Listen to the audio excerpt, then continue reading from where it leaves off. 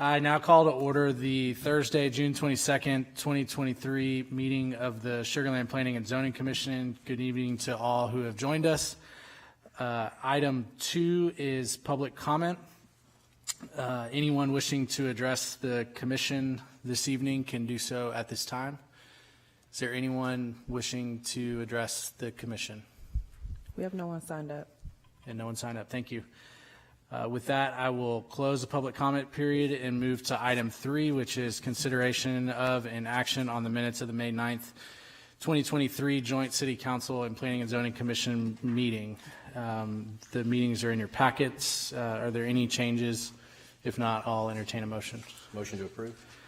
I have a motion by Commissioner Brown. Can I get a second? Second. Second by Commissioner Parikh. We can vote at this time.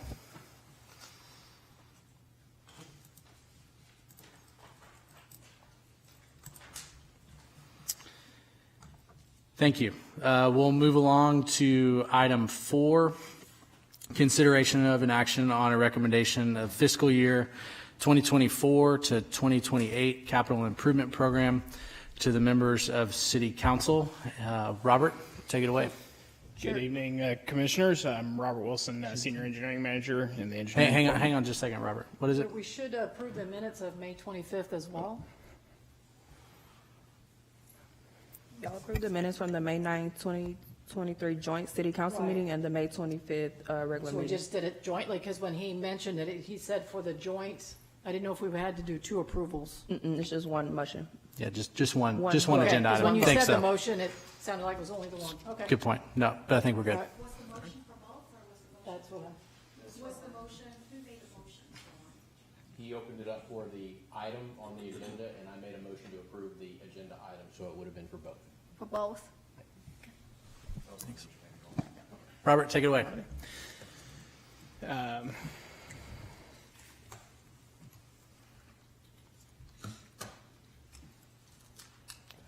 mouse here.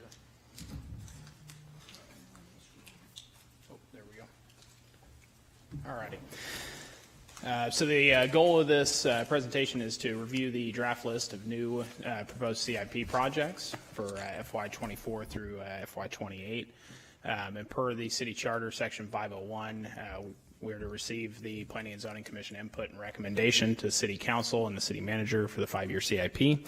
Any of the existing projects in the CIP that carry over are not on this list, including the FY23 and out years because they were reviewed in previous years. So project development, this is a draft list until City Council approves. There's no reference to funding for any of these projects. They're not fiscally constrained, and the sources come from City Council, city staff, the PERs, studies, master plans, assessments, development agreements, citizen civic groups, and regulatory mandates. We have 9 project categories. So there are airport, municipal, surface water, traffic, water, wastewater, drainage, streets, and parks.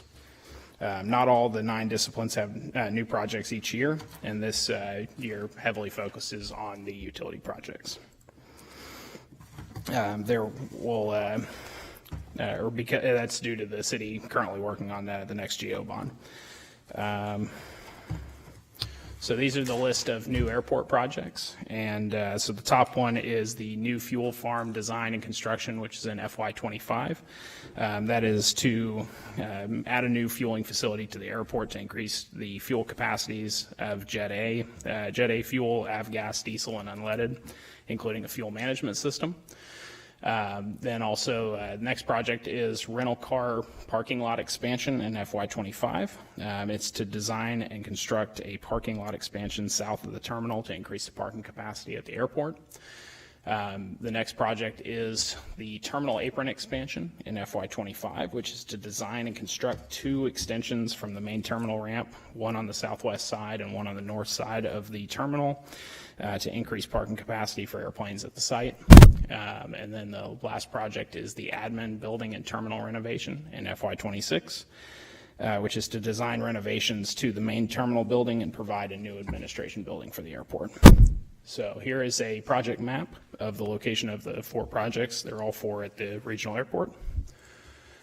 Going on drainage projects, we have no new projects.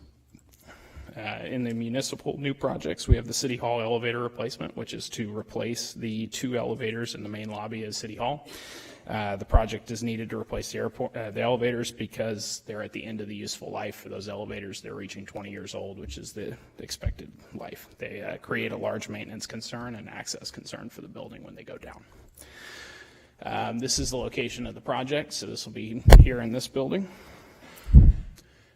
Moving on for parks, we have no new parks projects. Streets, we have no new streets projects. And in traffic, we have the next-gen ITS detection in FY24. This is to replace signal detection equipment, adding computer vision to the services that are provided by our existing ITS to include delay times, pedestrian counts, red light running, and establish next-gen controllers and add travel time devices and other technology improvements. It replaces equipment that's at the end of its service life and will support future ITS initiatives like the Connected Vehicles Program. That is a citywide project, so it'll address the needed locations around the city. Going on to the surface water projects, we have the surface water treatment plant rehabilitation phase 1 in FY24, which it's focused on chemical system improvements at the surface water plant, which was constructed in 2013, that were identified in the CIP and cost development technical memorandum for the surface water treatment plant. It identified equipment that needs repairs and replacements due to age. Also, the surface water treatment plant rehabilitation phase 2 in FY25 is based on the same report, and it focuses on treatment module improvements, pump and check valve replacements, membrane replacements, and residual solids handling improvement at the facility. Both those projects are going to be up at the surface water treatment plant off of Voss Road. And then moving on to the wastewater new projects. So we have the lift station SCADA program in FY24, which installs the supervisory control and data acquisition SCADA at the unmonitored lift stations citywide. Currently, we have 38 lift stations that are monitored, and the remaining lift stations would be included in this project over the life of 3 years. It'll allow the lift stations to be continuously monitored by staff to reduce failures and overflows. Next project is the wastewater force main condition assessment, which we will conduct that's in FY24 as well. We'll conduct an assessment to identify current condition of each of the city's lift station force mains and build an annual program to assist in rehabilitation of those force mains. Currently, we maintain 130 lift stations throughout the city. The next project is the lift station bypass pumps rehab in FY24. And this will be to implement assessment recommendations to repair and replace bypass pumps at the city's lift stations based on the CIP CWW 2201 PER, which identified current condition of bypass pumps and laid out a plan for annual improvements. The last wastewater project is the North Wastewater Treatment Plant Improvements Phase 1B in FY25, which is to design and construct return-activated sludge and waste-activated sludge pump station, aerated sludge holding tank, sludge dewatering building, and equipment and solids odor control at the North Wastewater Treatment Plant. Those improvements were identified through the North Wastewater Treatment Plant PER that was completed in 21. This is the map of those locations for the wastewater projects. And moving on to the water new projects, we have the groundwater plant emergency generator right angle drive maintenance program in FY24, which is to design and construct rehabilitation and maintenance of right angle drives, which were recommended in CIP CWA 2204, the emergency generator assessment. The city currently operates 12 groundwater plants and 1 surface water plant. And the city contracted Kaluri Group to complete a condition assessment for the generators and right angle drives. The assessment found that 11 of the right angle drives were in moderate to poor condition and need attention. So this would address those. That report recommends rehab on the generator and right angle drive units in year 1 and 2 to extend their useful life. Second project is the capital recovery fee study in FY24, which evaluates the capital improvement projects from CWA 2307, CWA 2306, CWW 2308, and CWW 2306, and selects eligible projects for the inclusion in the capital recovery fee, CIP, and develops a capital recovery fee in the amount for water and wastewater. Then we have the groundwater plant building improvements in FY24, which is to design and construct improvements of buildings at groundwater plants. The city operates 12 groundwater plants, and the plants are scheduled for rehabilitation through multiple CIP projects. The rehab projects do not make improvements to the buildings for things like roof repairs, improvements to workspaces and restroom facilities. The project is needed to address needs at the buildings, including areas that house chemicals, pumps, workspaces, and lab space, and they're also used during emergency events to house staff to make sure the plants stay operational. The last water project here is the water system improvements in Greatwood, FY25 project, and it's to design and construct improvements to the Greatwood water system as identified in CWA 2307 Greatwood and River Park Water System Capacity Improvement Evaluation.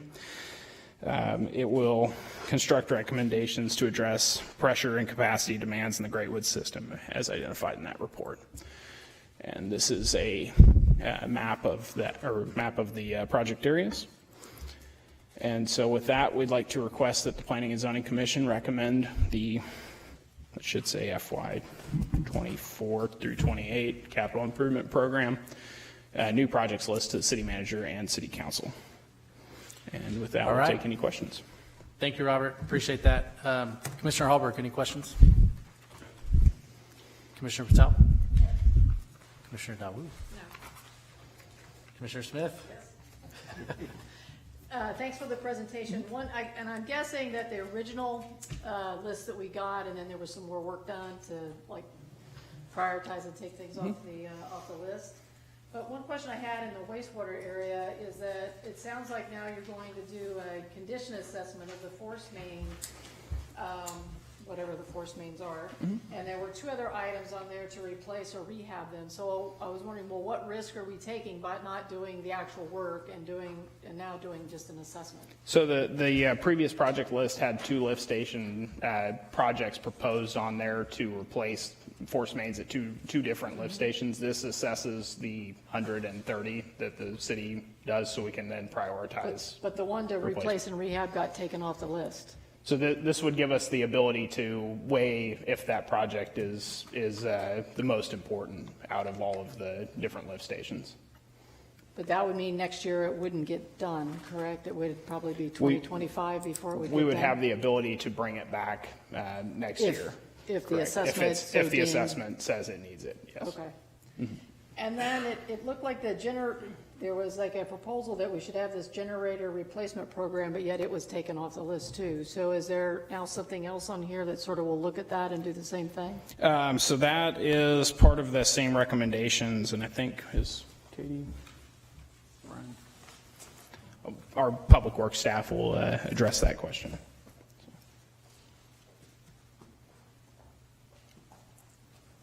Hello, my name is Katie Clayton. I'm with the Public Works Department. Yes, so the generator project for the water that you're referring to is very similar to the Right Angle Drive project, and so those projects were grouped together. Okay. Right, thank you. Okay. Commissioner Preek, good? Commissioner Brown? I have one question, just so I understand it. The airport projects, the airport operates as a standalone entity, right? It operates separate and apart from the city. Correct. And under its own budget, it creates its own revenue, it has its own budget, right? But it does operate under the auspices of P&Z and council. Budgetary issues aside, P&Z and council oversee these, or approve these projects, correct? I'm getting a nod back there. Yes. So, okay, all right, perfect, I wanted to ask that. I had the same question on the lift stations, good question.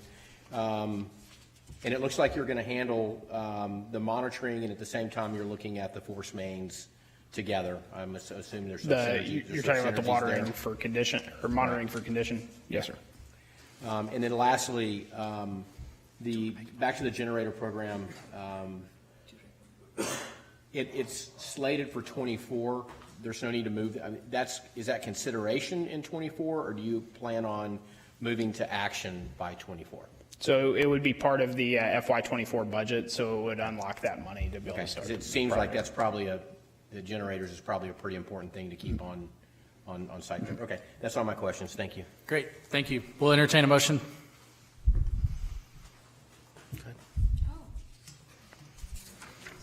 Oh. Well, in that case, let me go ahead. I'll make a motion. I'll make a motion to recommend approval to the members of City Council for the fiscal year 2024-2028 capital improvement program. Is there a second? I have a second by Commissioner DeWoo. We will vote at this time.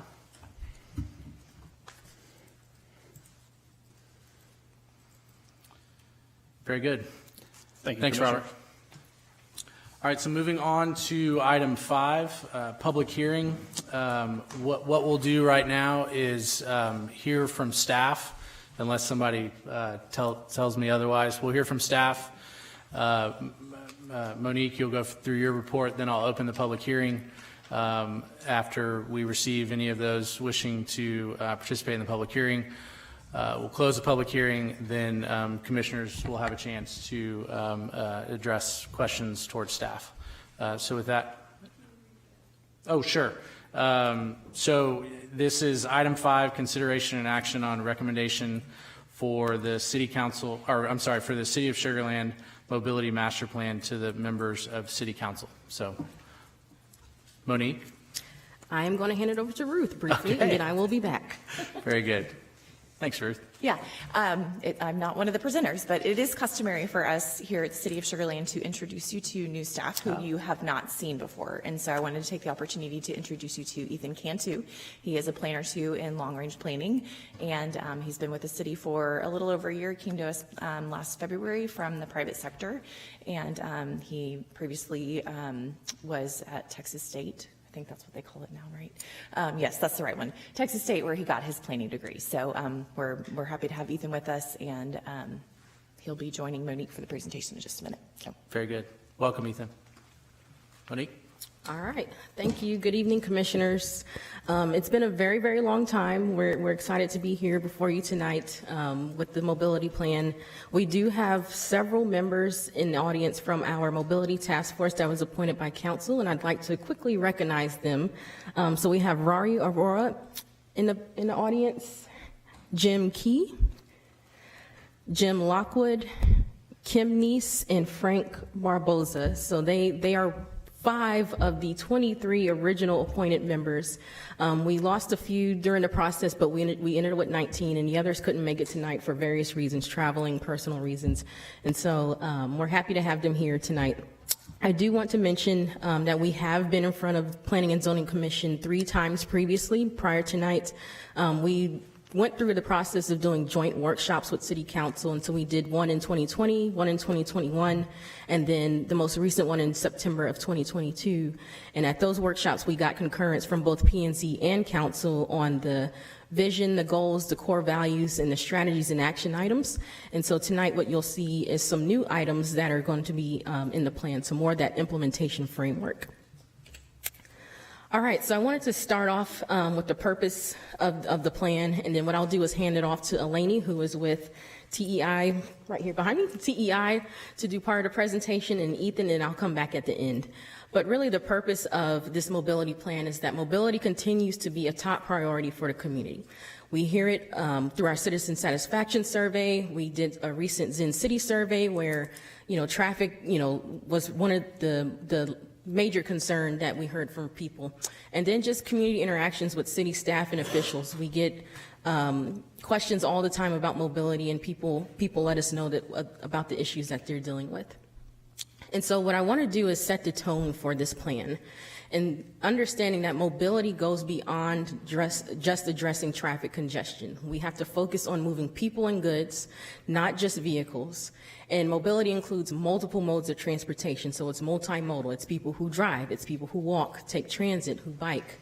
And then we want to make sure people feel safe, regardless of what mode they are using to travel on our roadways. And then we also want to be a thriving community and provide residents and visitors and tourists with multiple transportation options to choose from while in Sugar Land. And it's also critical to ensure any current and future, it's critical to the success of any current and future redevelopment efforts that we have ongoing.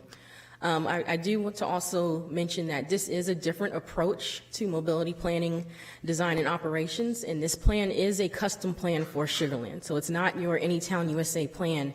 It's a performance-based plan that's designed for us with our makeup and the fact that we are a city nearing build-out and need to address certain things specifically that relate to Sugar Land. And with that, I will hand it over to Eleni to walk us through. Thank you, Monique. I'm a little taller. So as Monique said, my name is Eleni Pappas, and I've had the pleasure of working with Monique and everybody here at the city the past 3 years on this plan and plan development. So I'm going to take a little bit of time to kind of overview of what the plan is, how we got to the point we are today, and what's coming next. So this is a whole new planning structure, which is really exciting, which is kind of one of the reasons we've kind of taken this big picture, big view. What are we really trying to do? How are we really thinking about mobility into the future? This plan will provide citywide strategic guidance on decision-making and how to think about mobility for all modes throughout the entire city, as well as Sugar Land's role in the region itself. So the graphic on the right shows on the top kind of currently how your plans are structured. You have 2 official master plans that are mobility related and 1 guiding document. So we're changing that.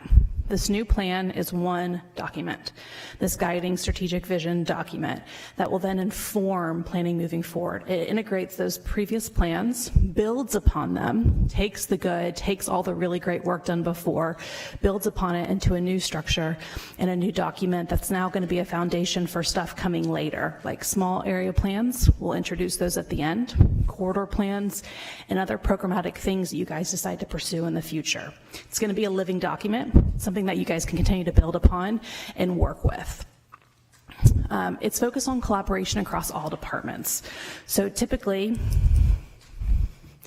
there's a department and there's a plan, and there's a department and there's a plan, and sometimes there's conflict, and that's never great for anybody. The city has taken, I think, this really bold approach to think about mobility to be cross-departmental. This is not engineering, it's not public works, it's not planning, it's everybody together using this plan. Cities don't do this because it's hard. You guys have decided to do this, and it's only going to benefit you and your residents moving forward. It's really wonderful. As a consultant, I wish I saw more of this in the industry. And then it provides a foundation for future plans, as I stated. So again, this is one thing that's going to kind of guide you guys to the next 10 to 15 years. So this graphic shows the process that we use to get to where we are today. There's a lot of things on here we're going to talk about throughout the presentation, so I'm going to be brief.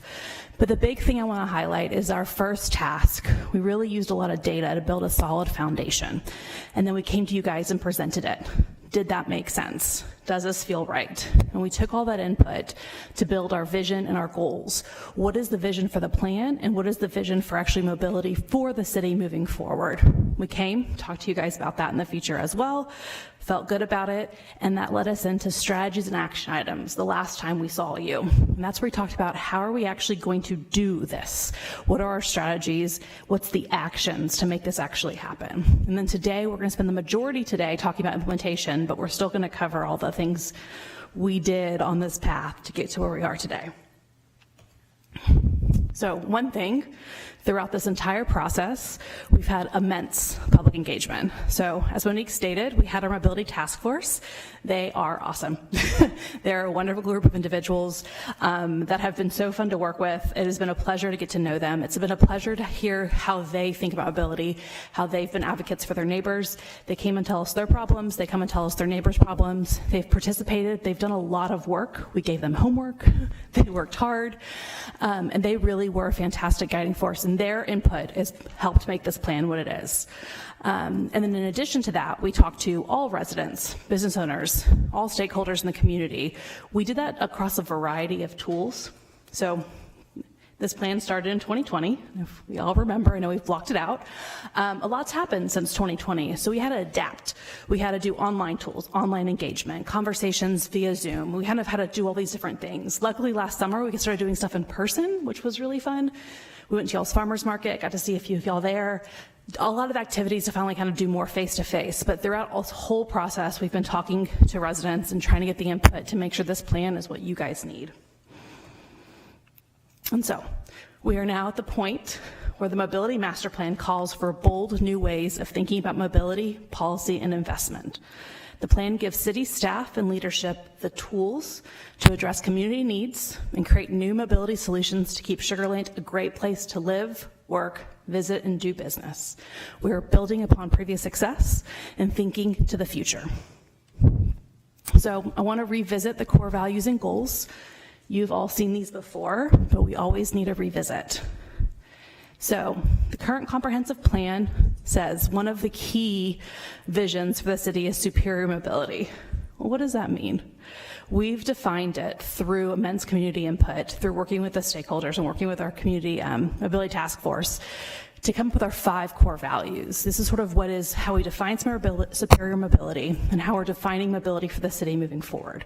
Sugar Land is safe and connected, inclusive and accessible, healthy and active, an innovative regional leader, and proactive and transparent. Every step of this process, we've always come back to our 5 core values, is what we're doing aligning with these 5 things. And then how do we define them? So these are the goal statements that support each of the 5 core values. I'm not going to read them as we've visited these many times, and I want to get to the meat of our presentation, the implementation today, about how we're doing all of this. We always come back to this. They're always a key part of this. This is our vision. This is what we're trying to do. Safe and connected, inclusive and accessible, healthy and active, continuing to be an innovative regional leader, and proactive and transparent, always thinking to the future and forward looking. So I just want to kind of show, back when these kind of first evolved, we asked residents, does this jive with you? And we saw 86% of people agreed or strongly agree that these 5 core values together will allow the city to achieve that vision of superior mobility. So again, not only do they resonate with all the stakeholders we talked to individually, but as a community as a whole, and again, will be a driving force for y'all moving forward. So let's now start talking about how we're going to do this. So one of the key tools that the plan has created is something called the Transformative Mobility Network. And it's really kind of the focus of how we're going to think about the mobility network moving forward. But to do that, we need to think about the concept of making complete streets. So to achieve superior mobility, to kind of align with those 5 core values, Sugar Land must plan, design, and build complete streets that serve everybody. As Monique stated on the first slide, we're thinking about everybody, moving people and goods. So with the adoption of the plan, the city commits to incorporating complete street principles into planning and engineering and maintenance processes. Again, we're looking across everything, planning, engineering, and maintenance. Can't forget that, it's one of the most important processes for mobility. We're also looking to update city design standards, development codes, and other regulations to align with thinking about streets and moving all users safely and actively across the network itself. So again, we go back to our community input. And when we first asked residents what outcomes are most important to you, here's the top 5. Improving safety for all roadway users, improve intersection operations, reducing travel delays, encouraging healthy and active lifestyles, providing the next generation with environmentally clean and financially sound transportation systems. So again, that whole concept of building streets that make everybody feel safe and connected, those complete streets will allow us to achieve these top 5 outcomes the community would like to see. So, you can build one thing and it has a great impact on somebody, but how do you really impact, again, the city as a whole? Networks are super important. Investing in one area only continues to be compounded when you're able to build that into a larger network, and that investment then grows. So we've been thinking about that concept of networks and connectivity and building upon these things, making that city dollar go further and really compounding investments. And so that's where the concept of the transformative mobility network comes from. And it's this graphic on the right, but it's a series of streets and trails where investment can have the greatest impact towards achieving the city's mobility goals. If you're able to focus on these corridors and making them complete, that ability to have superior mobility, be safe and connected, all those core values, they are easier to be achieved by focusing on these streets. We did a bunch of data analytics to kind of that created this network. We, vetted it with the residents, and residents supported it. Most of them were like, why is my street not on there? But that's part of the challenge, is we have to focus somewhere. And so focusing on these streets allows you guys to, again, compound that investment and then get to the place where you can focus on the next series of streets and projects. So this graphic on the left is a little busy, but what we're talking about here and wanting to present to you is how that TMN, Transformative Mobility Network, a term you're going to hear a lot in the coming years, how it builds on the land use plan that was completed in 2019. It both reinforces the plan and also takes as an input. It builds on the previous major thoroughfare plan, which is now called the Major Thoroughfare Network, and it builds on the previous pedestrian bicycle network. All these networks work together to think through mobility decision-making, what needs to happen on a corridor. We're using all those previous inputs and then continuing to expand upon them. We take into account design codes and development codes. What does the street need to be? How do we ensure it aligns with the standards of the city? And using all of those standards, codes, and networks all on top of each other with that vision of superior mobility to, again, work towards progress, success, and ensuring we're meeting our vision and goals. Complete Streets principles will be incorporated into every aspect of this, so these things will be updated to align with this new vision and this plan, and these will continue to work together to ensure unified, efficient, and proactive decision-making across the city. So, where are we today? Where are we starting and where we're going? So again, the city has been incredibly successful. People want to live here because of how wonderful Sugar Land is. We want to build upon those previous investments and think through how we can do that moving forward, focusing on the TMN and the other content we're going to talk about as this slide progresses, the presentation progresses. So the graphic on the right is actually showing corridor completeness. So if we think about complete streets, complete corridors, how many modes are we currently serving? That concept of multimodal, Monique referenced at the start. And this is just a quick graphic, a quick metric, but it's looking to show where we provide space for one mode, space for 2 modes, and space for 3 modes, and where we can go into the future as we kind of expand upon that going forward. It also shows how much data will be important to show success, and it's a key part of the metrics we're going to touch on later. So with that, I'm going to pass to Ethan, who Ruth introduced earlier.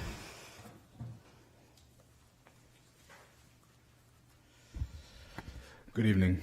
Tonight I'm going to go through the strategies and action items as well as the metrics sections of the plan with you guys. So the Mobility Master Plan includes a set of 14 strategies. These strategies were created through extensive engagement with both the Mobility Task Force as well as the broader community. Each one of these 14 strategies corresponds with one of the 5 core values you all saw early in the presentation. The strategies were designed to cover the wide spectrum mobility-related issues facing Sugar Land. Highlighted here is Strategy H, Initiate Small Area Mobility Plan and Corridor Study Program. This strategy pertains to the new structure of mobility planning for the city. It does not stop at the mobility plan, but rather continue through small area plans and corridor plans. Ultimately, this all ties back to the comprehensive plan. And to go along with these 14 strategies and 101 action items, these action items provide specific projects, policies, programs, and future planning and coordination efforts. In front of you are examples of the wide range of recommendations made in the plan. from taking a closer look at all of our development code to exploring the feasibility of innovative transit services. The strategies and action items serve as a menu of next steps for the city to undertake. So next up is the mobility metrics. The city will use 6 mobility metrics: safety, destination connectivity, increased mobility, mobility network condition, active lifestyles, and community satisfaction to assess the existing street network and track progress during the plan's implementation. These metrics are crucial in measuring the progress towards the city's goal of superior mobility. They also create a new vernacular that supports decision-making and transparent communication with the community. The metrics were created based on community surveys. As you can see, improving safety was a top priority for the plan. Reducing travel delays and encouraging healthy and active lifestyles were also very important to survey respondents. The Mobility Task Force assigned weighted values to each metric based out of a score of 100 and trialed this model during one of the final meetings last winter. Here are the scoring weights decided on by the Mobility Task Force in detail. Safety scores at 35 points, destination and connectivity, mobility network conditions at 20, increased mobility and community satisfaction at 10, and active lifestyles at 5. These weights will be used to compare how corridors are performing with their existing conditions and help the city determine which corridors to prioritize for investment and improvements. They will also help determine if corridor improvements are meeting the goals of the plan over time. I'll now turn it over to Monique to go over the implementation framework and next steps. Thanks. All right. Thank you, Ethan. All right, so the implementation framework, everything that we've heard, how do we bring this to reality? And so we now have an intentional approach for delivering effective and timely projects, programs, and policies. And so the implementation framework is a 3-pronged approach to proactive mobility decision-making. It also builds on our current strengths and it includes new tools for the city to use. So this 3-pronged framework, it includes an opportunity analysis. So this is where we evaluate a corridor and decide what needs to change to make a complete street. Then we move to the next step and define the project. Once we've decided what those top corridors are based on the metrics, we start the project definition phase. And so what should we modify? What should the improvements look like? And then the 3rd prong is the funding options. How are we going to fund this? Now that we have our project developed, what mechanisms do we need to use to pay for it? And so we use those 6 mobility metrics that Ethan mentioned to compare corridors. So we identify those top corridors that have the most evident or urgent needs, and we ask ourselves what needs to change to provide quality mobility options for all. And so the opportunity analysis is rooted in the following principles: complete streets, understanding that no matter what choice we make, it is not a bad choice. It is all based on those metrics that we developed, and then it's also based on data. So any decision we make has that data to support it. And so as Ethan mentioned with the core values, some of the things that are included in each one: safety, we look at high crash rates.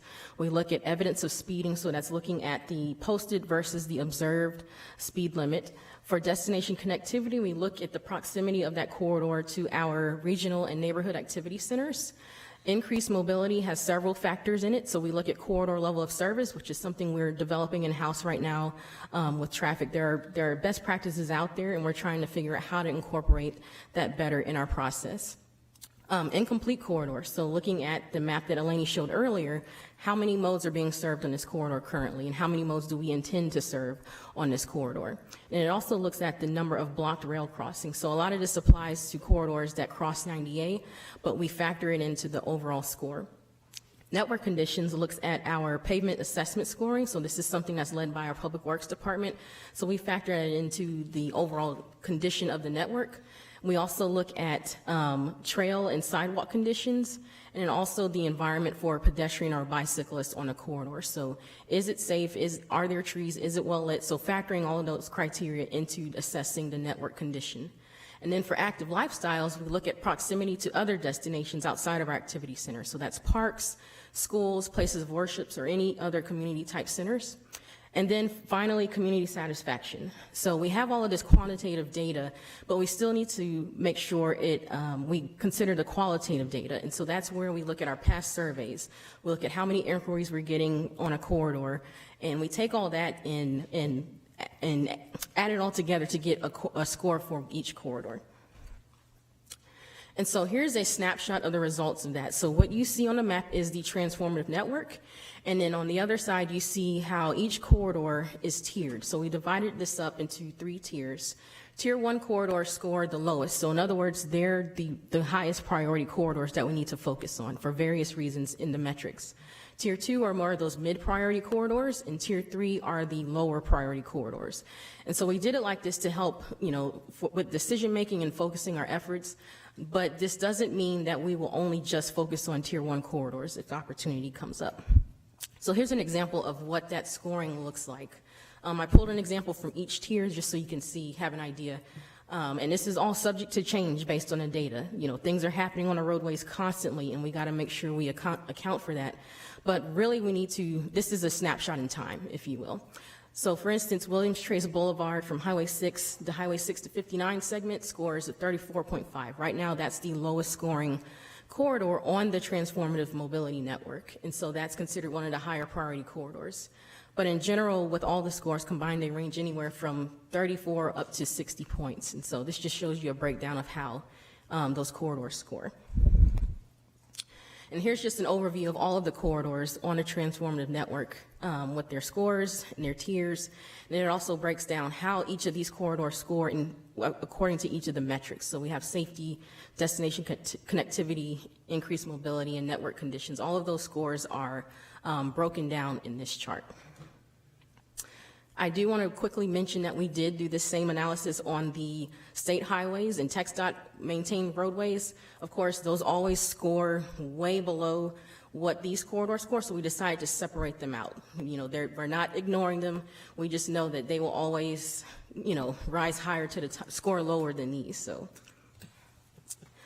once we go through the opportunity analysis, we'll move into project definition. So this is where we have 4 steps to kind of define a project. We first ask ourselves, what should this corridor do? What lane uses are nearby? Where are we trying to connect people? So that's the first step. And then once we identify that, we need to understand what the needs are. Are there sidewalks missing? Is there a turn lane needed? Are we seeing backup? So we decide what improvements we need to make on this corridor. And then once we have that, we need to assess right-of-way. How much space do we have? Are we willing to acquire more right-of-way? Are we willing to trade off something to make it fit within the existing right-of-way? So those are the things that we have to decide and make decisions on when we're doing design at this point. And then finally, we have our cross-section. And within a corridor, you may have different improvements or different makeups of a project. You may have a project that repurposes the existing area. You may have one where we're building brand new side path, or you may have one where it's already functioning like the way we want. We just need to maintain it. It may need panel replacement. So you may have a variety of types of projects within that one corridor, depending on what's needed. And so once we do that, everyone always asks, okay, yeah, we do all this is great. What's the cost? How do we factor in funding? And so that's where the bonus points come in. And the reason why we decided to have these as bonus points because we did not want to take away from the core values that we defined through this process. And so let's say we have 2 projects that we're trying to compare. That funding obligation bonus point is what will help us make that decision. It doesn't mean that one project is better than any other. It may be we have a grant for one and we can supplement, we only need to pay 20% of the project cost. Or the other may be super expensive, but we know it's important and we're willing to put up the money regardless of the cost to pay for it. So it just gives us that extra point of decision making. And then finally, mobility funding options. So this is the third prong of the approach. And so that's looking at growing the number and the variety of funding opportunities that are out there. We understand that we need to mix some of those opportunities, especially with more recent constraints in funding. And we also need to be flexible in our funding. And so this plan, it outlines some mechanisms for looking at, continuing to look at our general fund, but also consideration for things like fees, taking advantage of bonds. We have our bonds that we've been successful, and we also have the county's bonds that we've been successful in getting projects funded through as well. And then some other innovative financing tools. So, there are TERSs, there are other things that we can probably take a look at to fund some of these high dollar mobility projects. And then grants. We are actively seeking grants. It seems like it's an ongoing thing. And there are several projects we're applying for, which I'll just cover briefly in a minute, but we're looking how we can leverage our dollars more through some of these mechanisms and in partnerships, of course, with some private companies, especially when it comes to those innovative technologies in transportation. So here's just an overview of the tiered projects from the Transformative Network.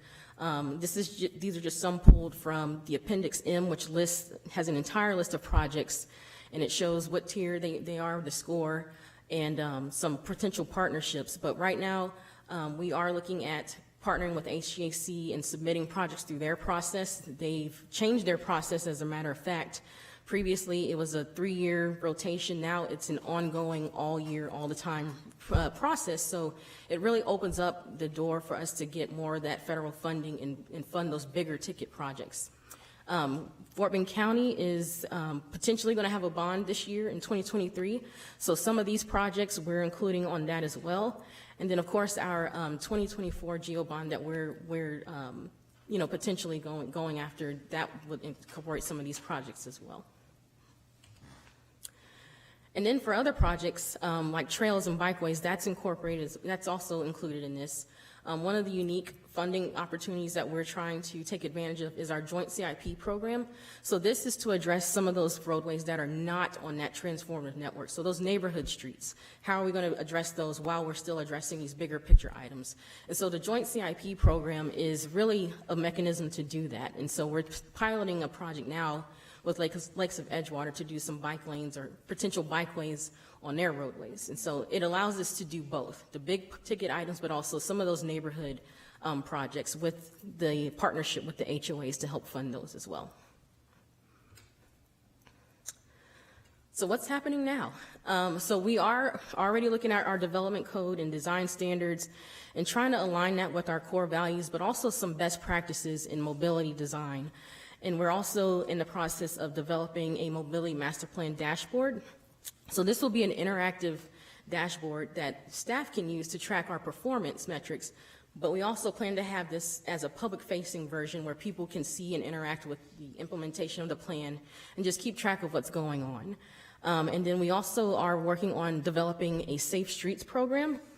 So the Houston Galveston Area Council was awarded $4 million to develop a regional safety action plan and then 15 local safety action plans. And the city of Sugar Land was one of those cities that is going to be receiving those funds. So it's 100% federally funded, and we'll be able to develop our first ever safety action plan.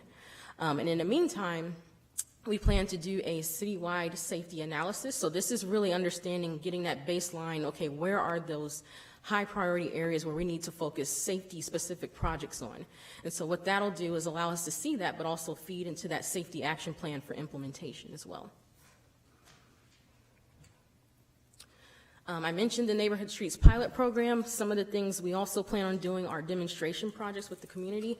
And this is really to get in front of everyone and really understand what people would like to see, but it also gives them opportunity to experience it.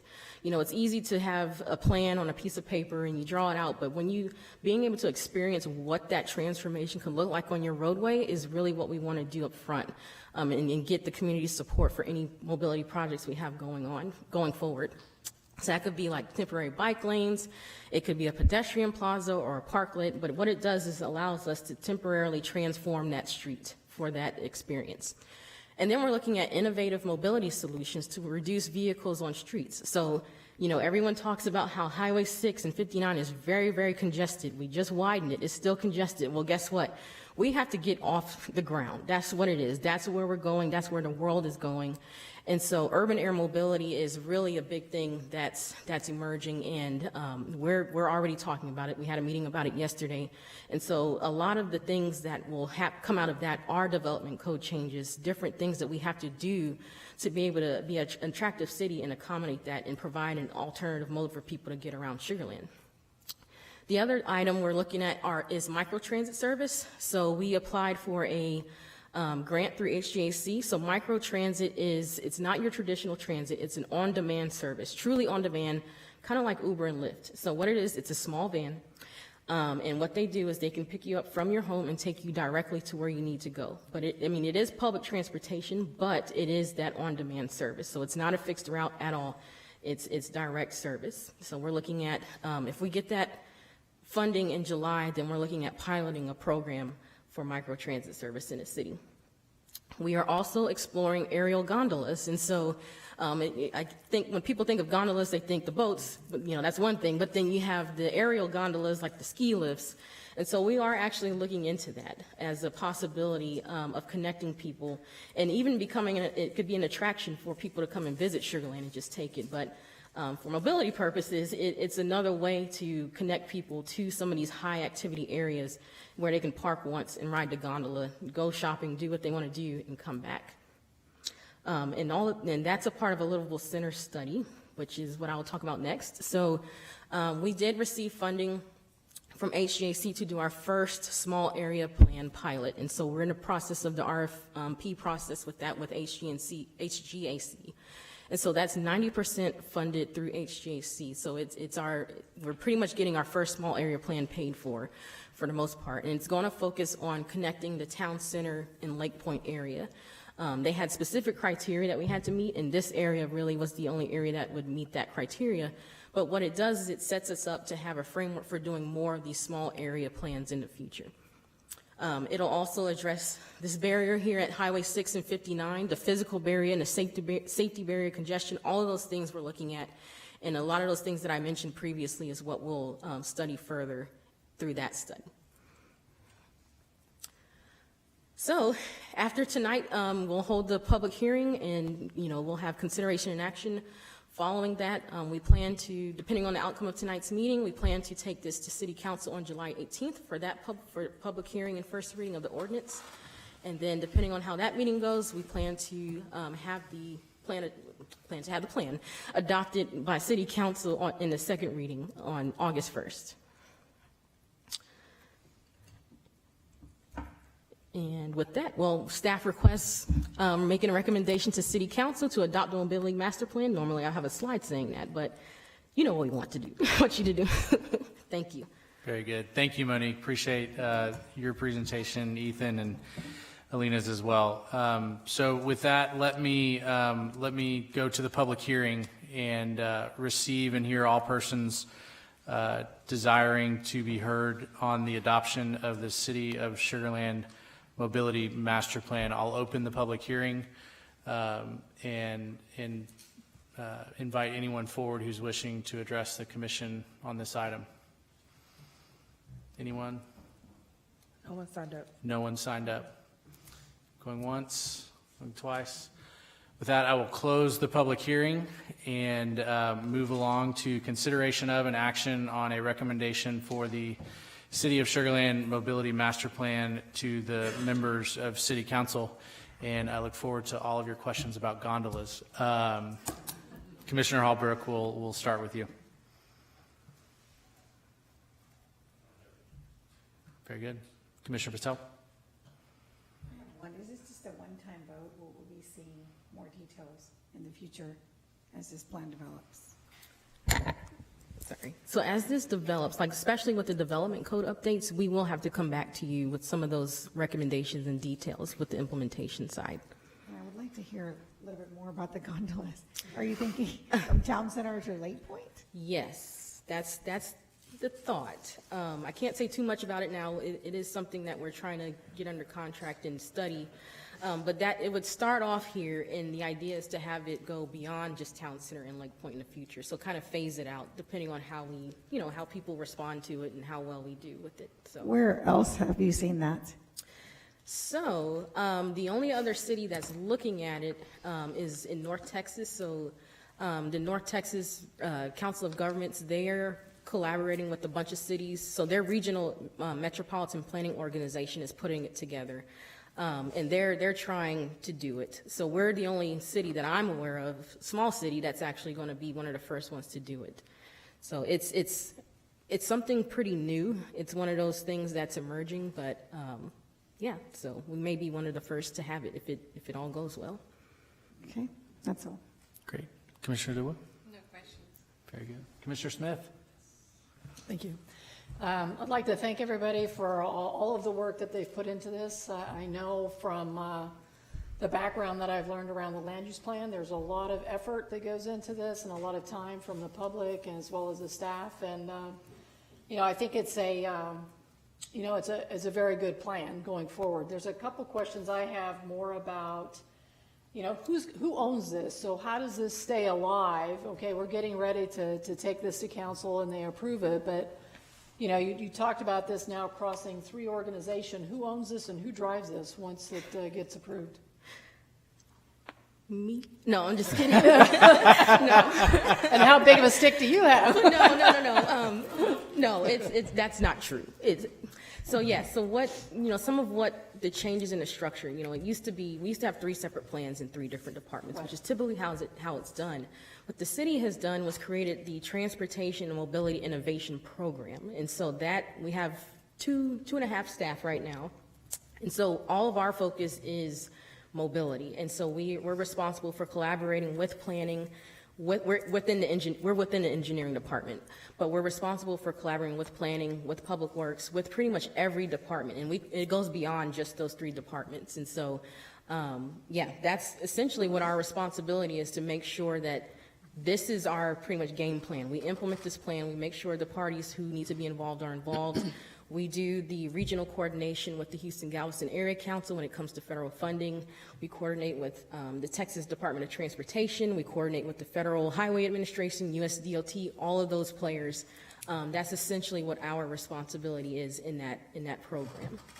Okay, that's good. So then when projects come up from a mobility standpoint and you have to integrate with something that engineering, or planning is already doing something else for the city, how are these priorities going to fit in? I mean, do you have enough of an authority to come in and say, hey, this is more important than this particular project over here? Because I could envision, you wouldn't really want to go up against, replacing the generators, at the water plants, those kinds of things. And so I'm concerned that some of the smaller ones, obviously, but some of these larger ones that I think you're seeing are going to be, larger dollars and take additional resources. So how do you all envision that happening across organizations? So really the framework that we have developed with the prioritization, that's meant to be used across the board. And so for instance, I'll give you an example. So Public Works, Robert mentioned the Next Gen ITS project is on the next, as part of the next budget coming up potentially. So that's something that we're also involved in, and we collaborate with the traffic department to make sure there's pedestrian, considerations, bicycle considerations, or any other type of considerations that could fit into that type of project. And so really it's going to be a new thing. It's brand new for the city. Yeah. And so far it's been working pretty well. Even with the street rehab program, we're already talking about, okay, we don't want to just have a maintenance project. We want to see if there's an opportunity to do more than just maintain the pavement on the roadway. Right. So we are already doing that collaboration. We've been doing it for a while, as a matter of fact, through this process. So it set us up to do it, knowing that this was coming. Right. So I hear the collaboration, and I can understand that when there's a project that's already ongoing and putting the mobility, if you will, activity into that planning. It's more about when the mobility project or when this driver comes up with a whole new one on their own, that they want to do something in a specific corridor. I think it's just something to think about, which leads into the next question I had around matrix. So maybe that's a matrix internally that you guys might want to have as to how well that process is working. Yeah, we actually are developing something like that, especially with the potential GeoBond. We are looking at holistically what projects, how to score the projects and prioritize them across the board. So that's drainage, mobility, facilities. Yep. So we're looking at all of that together. Okay. And I'm guessing you'll be accountable for the metrics as well, your team? Kinda, yeah. I would say that then you're the owner of those metrics. So another thing that it's just a question, because I think as any measurements go, you can find along the way that it might be the wrong thing you're measuring, or it may be more of something you're aspiring to, but you don't have the right measurements to make a data-driven decision, or you may be trying to fix the causes but not the actual root problem.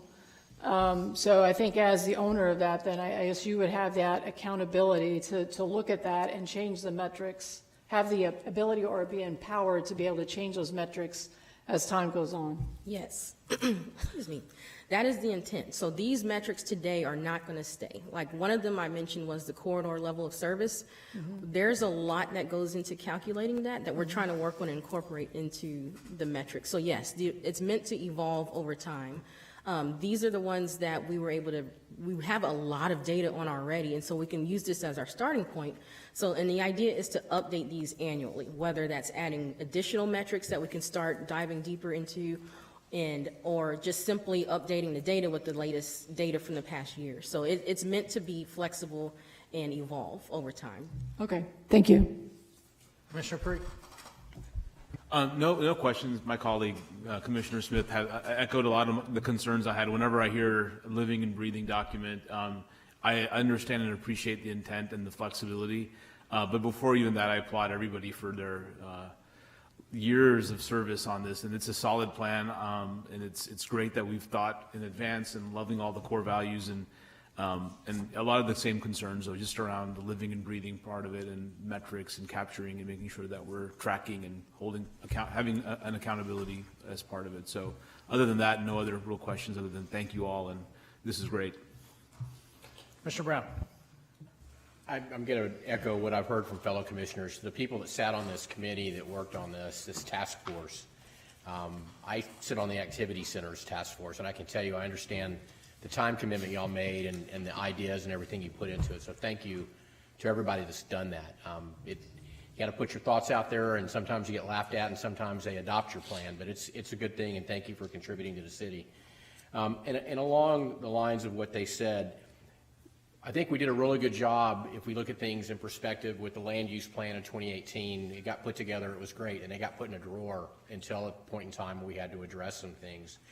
And as they talk about how do you keep this living and breathing, my suggestion would be as we find a way to incorporate, and it may be too late to take this to council at this time, but to incorporate a way that this gets revisited by the task force regularly.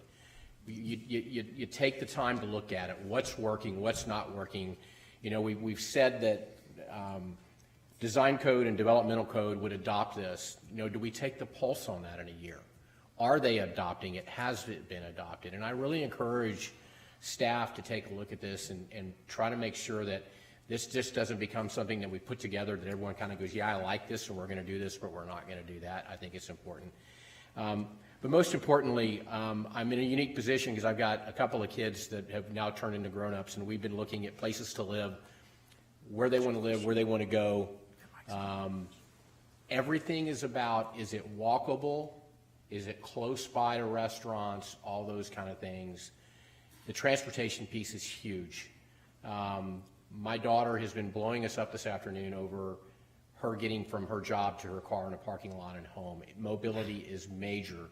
And I'm really glad to see Sugar Land tackle that. If you look at the data that was in the report, it talks about the age of our populace here, and we've got more older people than a lot of cities do.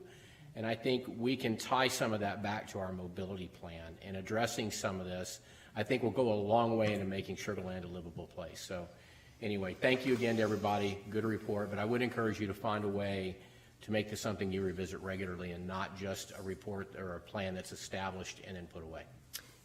Excuse me, lose my voice. Yes, just to respond to that. So the dashboard that I briefly mentioned it, but that is really a way for us to do that, is to track that progress and see if what we're planning and what we're doing, what we're implementing on the ground is in fact meeting those core values and the intent that we had.